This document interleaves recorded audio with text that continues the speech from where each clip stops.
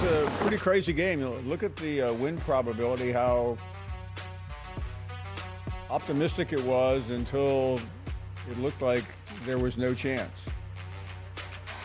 And speaking of that, our man in Austin, Cedric Golden, joining us here to tell us how Texas is going to save the day for the conference, talking about Ewers there in his last column.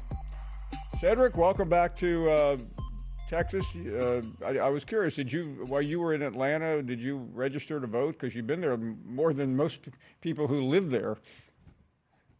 Oh, man. I'm not that red, but that's okay. I feel like I know it like the back of my hand now, Paul. What a great town. What a great game. What a great atmosphere it was. And that's some kind of win by Texas,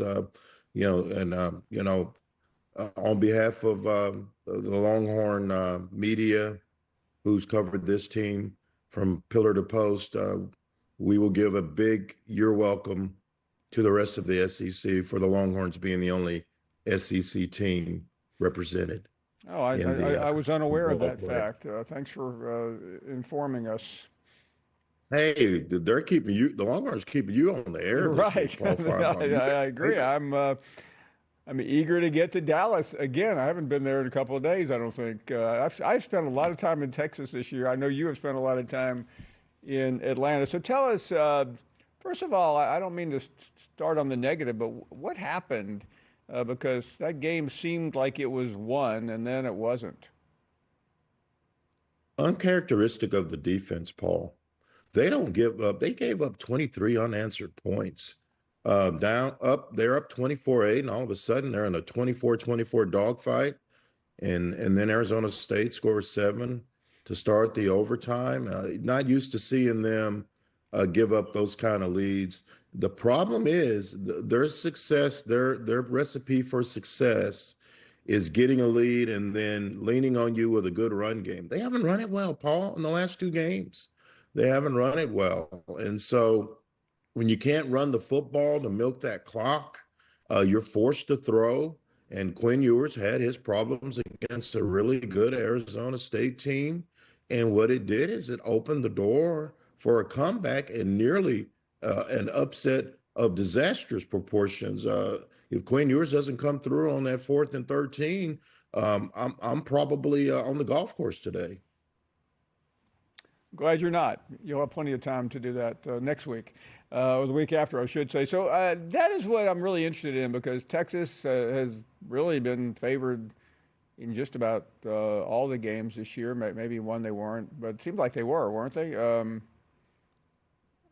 But this one, the narrative is already, the narrative's already in cement that Texas is not going to win this game. Ohio State is unbeatable. How quickly things change. So put it into perspective for us. What is the route or road, I should say, for Texas to win this game? Well, they have to make Ohio State's Will Howard the Kansas State Will Howard, guy that they faced in the past. Steve Sarkisian was on a conference call today and called Ohio State the best team in college football, and he said that the Longhorns are massive underdogs. I think the point spread's like 6.5. That doesn't sound massive to me. I think my first idea would be for Texas to shed the burnt orange and show up in maize and blue in Dallas, and I think that might trigger a Michigan flashback with Ryan Day, and that might give them a better chance to win this game. But I think it's going to be a close game, Paul. The Texas Longhorns are a senior-laden team. They have a 3-year starter at quarterback. They're very talented at every position. They have 5 All-Americans on this team. They're not going to roll over and play dead. Ohio State played great against Oregon, but Ohio State is beatable. Yeah, and to me, this is really intriguing because you're talking about, I mean, Blue Bloods does not quite describe the brands here. You got the biggest and the best in many ways. I used to say Ohio State was the only thing relatable to them in the SEC was Alabama, but I'm rebooting that and say Texas now. Just tell us what it means as somebody who covers Texas and is a big part of that community, that now all these SEC guys who really aren't that crazy about Texas. You know that said. You've heard, you've seen the post. Suddenly, we're all wrapping our arms around Texas. They're go SEC, go Texas. You know what we're talking about here. You don't believe that, Paul. I don't. You don't believe the Texas A&M Aggies are pulling for the Longhorns No, to beat Ohio State. I don't. Do you think the Alabama Crimson Tide is pulling for Texas? No, I I don't. don't think so. That the Texas Longhorns are still interlopers in this conference. They came in with swagger, and they're the last of the Mohicans right now, and so it would be a boon for the conference. But the SEC is used to winning national championships, so and they were winning them long before the Longhorns got here. It would be a nice uh, end to the season for the conference to win another title. I'm not sure that everybody's on the same page that they want it to be Texas. Longhorns are really good. They're a proud program. This is their first realistic chance.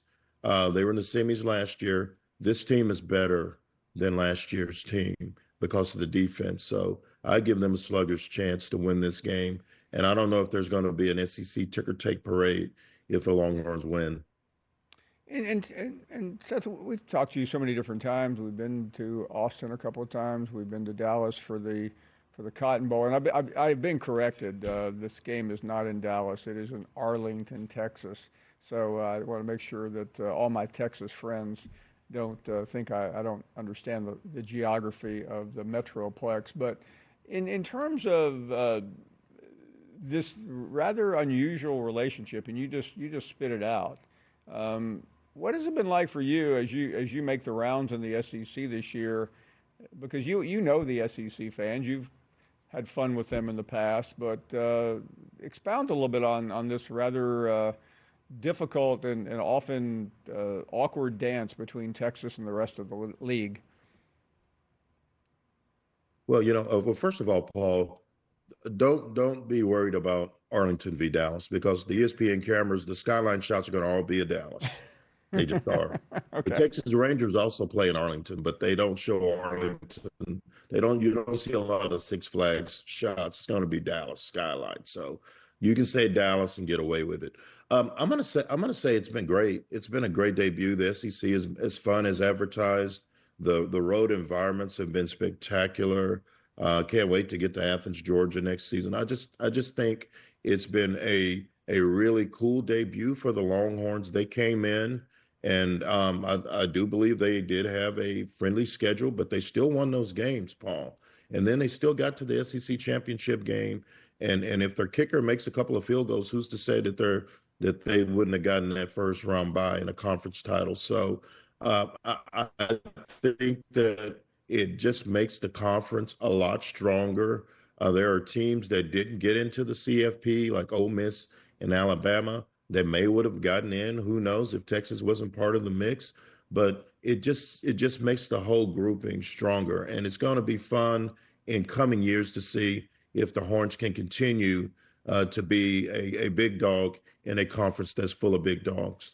And I want to mention that because we've seen Auburn make some very big kicks in his career, but what we rarely ask questions about kickers, but this is a pretty important kicker here, and he missed one or two in Atlanta the first time around. What can you tell us about this? Because kickers are rather unusual when it comes to understanding their mentality.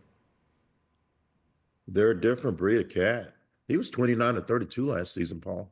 He made 19 straight field goals at one point. So this isn't the same cat from last year. He's got a confidence problem. The 38-yarder that he missed off the goalpost was the first inside of 40 that he's missed. The others were all outside of 40. He just doesn't seem to have the confidence. And I know that Steve Sarkisian went over and had words with him before that last kick, and then he missed it anyway. Coach Nick Saban said he never would have talked to the kicker in that instance. Where that's a rare disagreement between teacher and pupil between those two. But at the end of the day, man, it's a 38-yard field goal, and they actually called a play to get it centered up for you indoors with no wind. That's a mental thing. That's got nothing to do with physical. And Will Stone is the backup kicker.